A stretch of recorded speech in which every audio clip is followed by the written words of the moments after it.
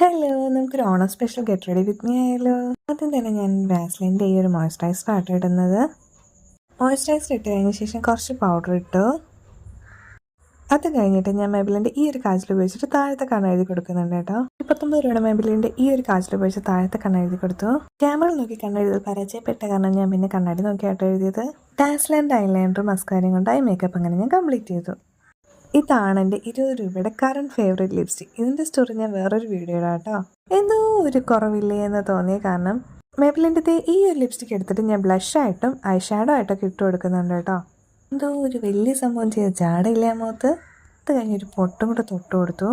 പിന്നെ മീഷോന്ന് വാങ്ങിയ ഈ ജ്വല്ലറി സെറ്റിൽ ഏത് ഇടണം എന്ന കൺഫ്യൂഷനിലായിരുന്നു ഞാൻ. ആദ്യം കമ്മൽ മാത്രം ഇട്ട് നോക്കിയപ്പോൾ ഫുൾ കൺഫ്യൂഷനായി. പിന്നെ മാലയും കൂടെ ഇട്ടിട്ട് ഒരെണ്ണം സെലക്ട് ചെയ്തു. ഒറിജിനൽ മുല്ലപ്പൂ കിട്ടാത്തത് ലാസ്റ്റ് പ്ലാസ്റ്റിക് മുല്ലപ്പൂവും കൂടെ വെച്ച് ലുക്ക് കംപ്ലീറ്റ് ആക്കി. എങ്ങനെയുണ്ട്? ഇതാണ് എൻ്റെ ഫൈനൽ ലുക്ക്.